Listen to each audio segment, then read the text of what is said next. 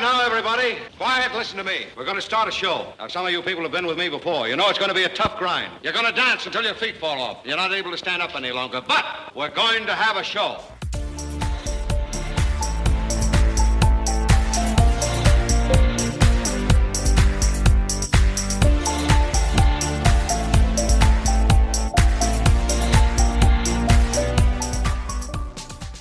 Welcome to the Pink Door Podcast. Imagine a store where the shelves are suddenly 30% more stocked than they were last month. Right, but every single customer walking through the door is frantically bidding above the sticker price anyway. Exactly. It totally defies logic. I mean, if there's more supply, the panic should theoretically subside. You would think so, yeah.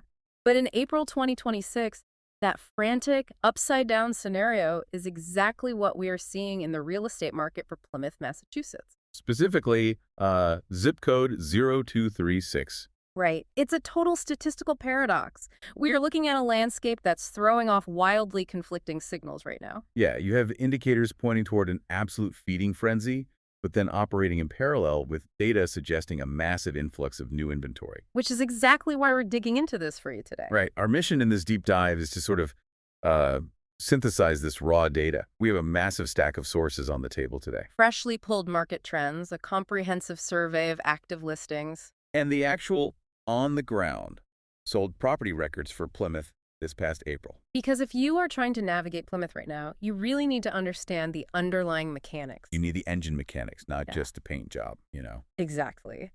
And before we start zooming in on specific neighborhoods or individual houses, we really have to establish the baseline temperature. It's the macro trend. Yeah, the macro trends tell a fascinating story about velocity.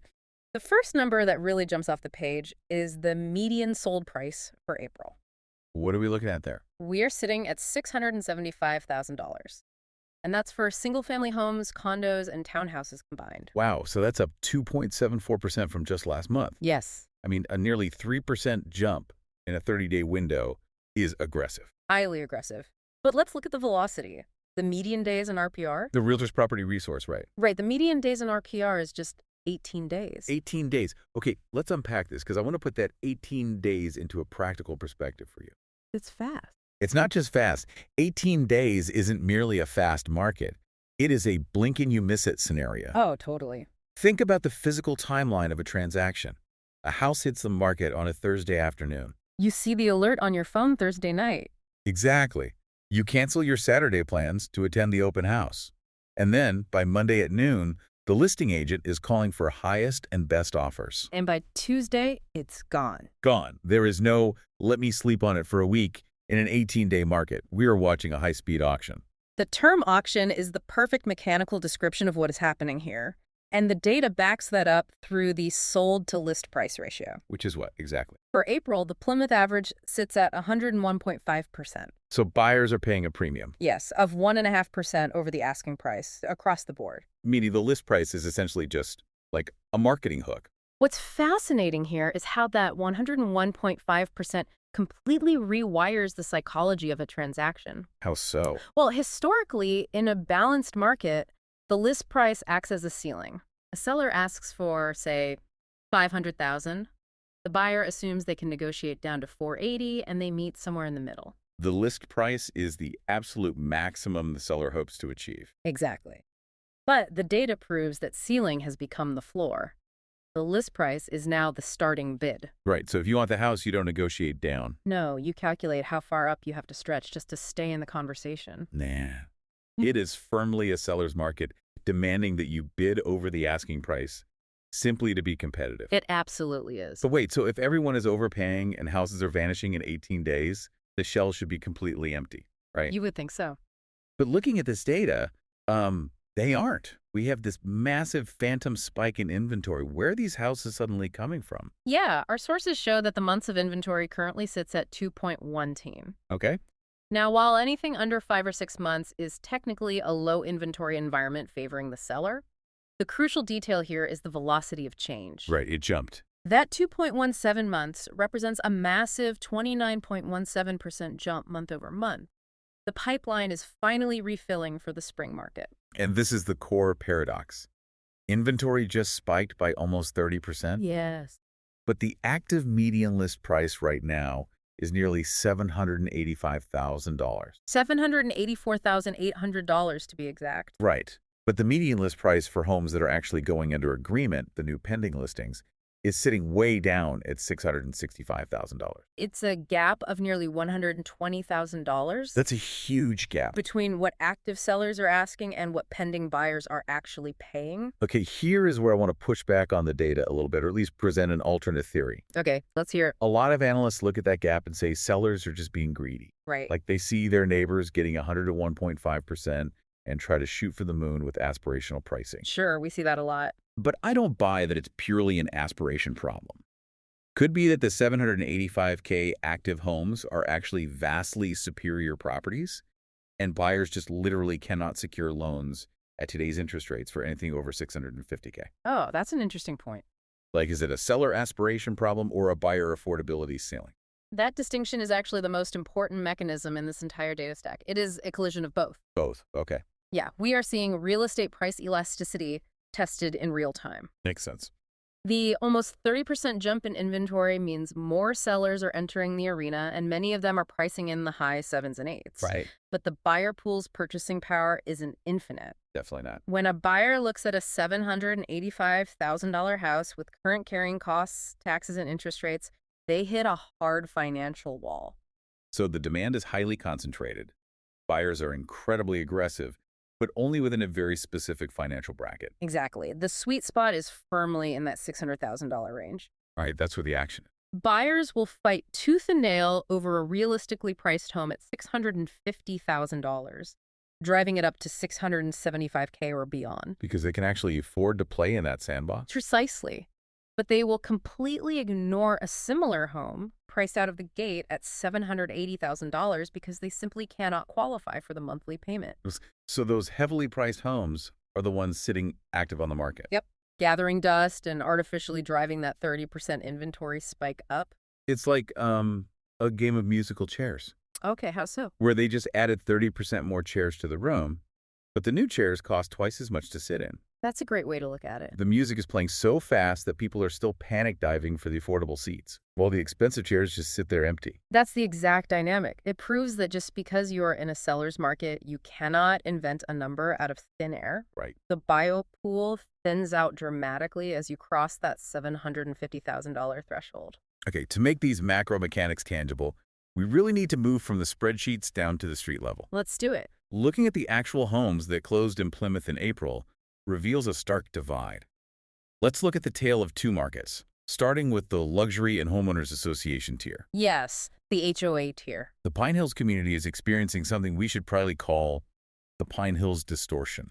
It is explosive, and it is heavily skewing the overall market perception. Oh, for sure. Look at the closed records for 11 Kestrel Heights in Pinehills. Okay, what happened there? It was listed at just over $890,000. It's a 2024 build, 3 bedrooms, roughly 2,400 square feet. Wait, I have that record right here. It sold for $1,066,085. In 14 days. Over $1 million. That's roughly $175,000 over the asking price. And just down the street, 64 Kestrel Heights was listed at $1,064,000. Don't tell me it went higher. It sold for $1.26 million, nearly $200,000 over asking. That is insane. Why does someone pay $200,000 over asking for a house in a managed community? Well, Keep in mind, these aren't just massive purchase prices. They come with significant carrying costs. The HOA fees for these properties run around $393 to $400 a month, plus taxes. right, but it comes down to the profile of the buyer. Okay, who's buying these? The luxury buyer securing these newer builds in Plymouth right now is incredibly well capitalized. Oh, cash. Yes. They are often equity-rich retirees or high-earning remote workers who place an immense premium on turnkey certainty. So they don't want a project. Exactly. They don't want to renovate a 1980s colonial. They want a pristine, managed 2024 build, and they have the cash reserves to completely bulldoze the competition to get it. Wow. And that active MLS survey data we pulled totally confirms this concentration. There were 11 active listings over $1 million sitting in Plymouth in April. Which creates that Pinehills distortion you mentioned. It really does. When you see neighbors getting $200,000 over asking, it creates a false panic across the entire market ecosystem. Yeah, because if I'm reviewing this data with a budget of, say, $500,000, hearing about million-dollar bidding wars in Pinehills makes me feel like I'm completely priced out of my own hometown. And that's a very real fear. So let me ask you directly for the listener. Does someone need $1 million just to live in Plymouth now? No, absolutely not. While the luxury market in Pinehills and Manamid is artificially dragging the median active listing price upward, synthesizing the rest of the sales data paints a much more reassuring picture for the mid-tier buyer. Oh, thank goodness. You absolutely do not need $1 million to buy in Plymouth. There is fierce, healthy activity at the entry and mid-levels. Okay, let's prove that by looking at the mid-tier. We have the closed record for 24 Windy Hill Drive. Classic ranch-style home. Right. Built in 1983, about 1,500 square feet on almost an acre of land. Listed for $575,000. And it sold for $625,000 in just 11 days. 50 grand over asking. So it's moving incredibly fast, but firmly in the low sixes. Exactly. The affordability ceiling we talked about earlier is heavily in play here. Right. Buyers saw value in the 5.7s, engaged in the high-speed option, and pushed it to 625. Yes. And we see that exact same frenzied behavior mirrored at the absolute entry level of the market as well. Let's talk about 132 Summer Street because it is the perfect case study for this. It really is. It is a very modest property, a 938 square foot cape built way back in 1900. Small footprint. Very small footprint, older construction. It was listed at $250,000. And it sold for $280,000 in 12 days. Man, a $30,000 premium on a $250,000 house is a massive percentage jump. It's 12% over asking. Right. Think about the mechanics of that for an entry-level buyer. A $30,000 overpay means recalculating the down payment. Oh, absolutely. It likely means eating into emergency reserves and stretching the debt-to-income ratio to its absolute maximum limit just to win the bid. But they do it anyway.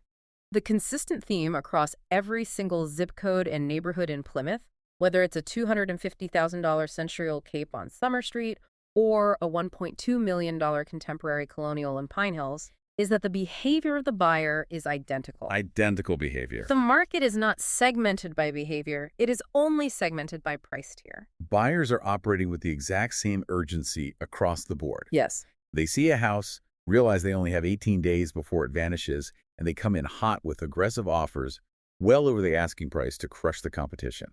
Which circles perfectly back to the realization that the list price is merely the starting bid. Right. If you are shopping for that $250,000 cape, your pre-approval better be for at least $280,000 if you actually want to hold the keys. Without a doubt. So we have this high-speed over-asking market defined by an affordability ceiling and identical panic across all price tiers. Correct. Where does this engine go from here? Because we cannot ignore that 29% jump in inventory. No, we can't. The pipeline is actively refilling. Active listings are piling up at the 784K mark, while the actual pending sales are grinding out down at 665K. Right. And I want to leave you with a final thought to ponder as we wrap up this analysis. Okay, hit us. That 30% inventory spike is a silent alarm. A silent alarm. Yes. It is a leading indicator that we might be seeing the very beginning of a structural market shift. Wait, like a shift away from the frenzy? Exactly. Markets operate purely on the mechanics of supply and demand. Right now, the demand is incredibly visible. Oh, yeah. You see it in the 12% overpays and the 14-day closing times. But that supply is quietly building up behind the scenes. It's sneaking up on us. As more and more sellers look at these 101.5% list-to-sold ratios and decide they want to cash out, the competition among sellers is going to steadily increase.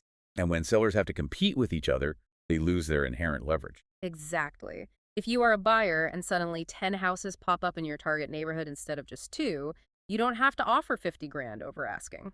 Right. You don't have to waive your inspection contingency. No, you can simply go look at the other house. Wow. The increased competition among sellers might finally start cooling these bidding wars down by late summer. So the heat we're seeing might just be temporary. The heat we are tracking in April might very well be the peak of the frenzy before the newly arriving inventory acts like a bucket of cold water on the market. That is fascinating. It won't flip to a buyer's market overnight, but that 101.5% ratio might start creeping back down toward parity. That makes a lot of sense.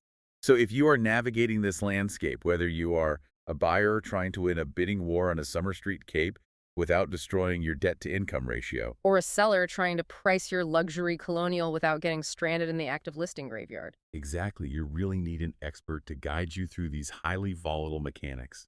If you have any questions about this episode, or if you are thinking about buying or selling a house anywhere on Boston's South Shore from Southie to Sagamore, give Jim Aldred a call. He would love to speak with you. Jim believes that people in transition often feel anxious about buying or selling a home, and he provides them with the guidance and security to help your family move on smoothly.